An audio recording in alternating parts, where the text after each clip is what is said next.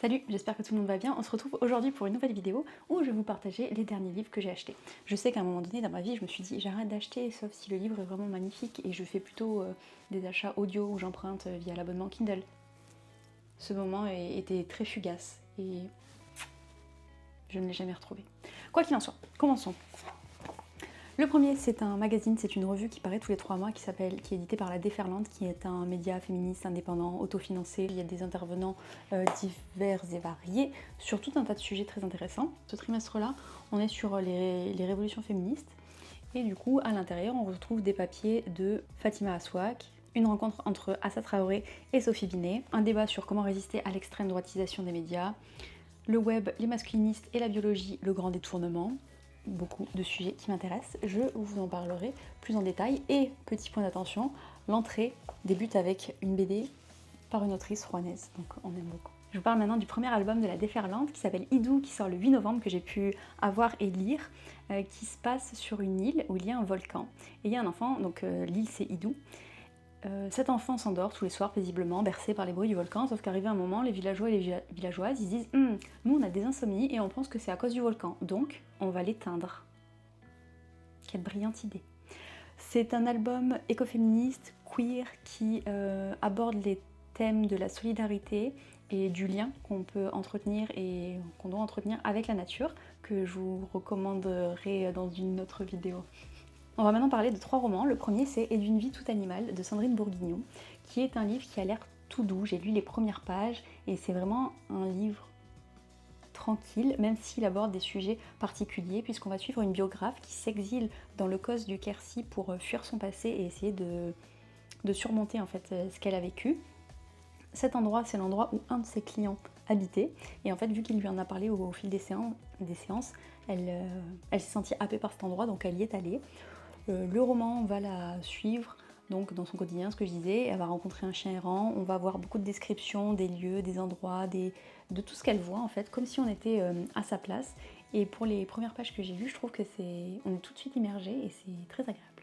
Deuxième roman, c'est le roman de mon autrice que j'aime trop, qui a écrit Demain et demain et demain, qui est un livre juste incroyable, qui est mon livre préféré de 2024. Lisez-le, je pourrais en parler peut-être à un moment donné, mais il est juste fou de fou. S'il n'est pas adapté un jour, scandale. Bref. Donc j'ai décidé de lire autre chose d'elle. Évidemment, vu que la vie est bien faite, quand c'est traduit en français, c'est beaucoup plus cher, donc je l'ai acheté en anglais. Ça s'appelle Young Jane Young, où on va suivre 5 femmes de catégories d'âge différents. Quel est le mot ? De générations, merci. De générations différentes, qui sont toutes liées d'une manière ou d'une autre, et qui vont devoir aller au-delà des scandales dont elles sont victimes. J'en sais pas plus, mais j'ai toute confiance dans cette autrice. Et le troisième roman de mon autrice que je suis depuis... C'est la mienne, d'accord ? Depuis que j'ai, je sais pas, 15 ans, donc autant vous dire que ça fait à peu près 40 ans. C'est Meg Rosoff, avec Friend Like This. Évidemment, ce n'est pas traduit, une fois de plus.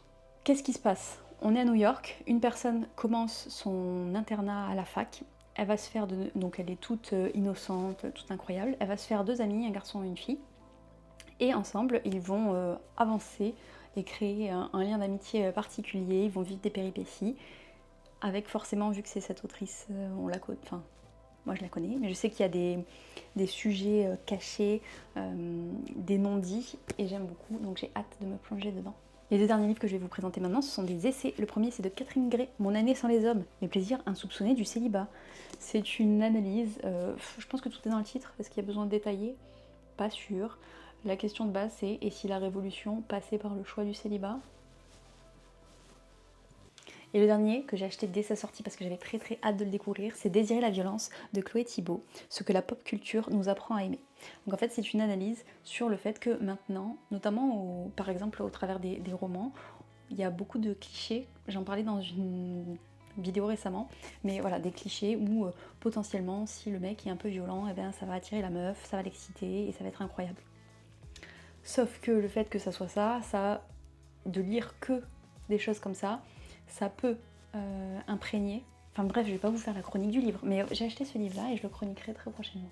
Par exemple, il y a juste une analyse sur le fait que les filles n'aiment pas les gentils garçons, qu'elles vont se lasser, que forcément elles vont aller avec des gars qui vont leur causer des problèmes, qui vont être hyper toxiques. Et c'est un mythe très répandu dans la communauté incel, donc les involontaires célibataires, dont je vous ai déjà parlé. Du coup, il y a cette analyse dans le roman. Pourquoi je fais encore une chronique? Bon bref, il est super.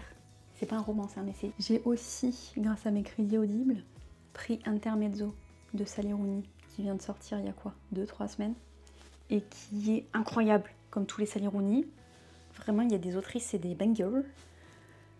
Elle a un talent pour décrire les émotions, et tout le roman est comme ça.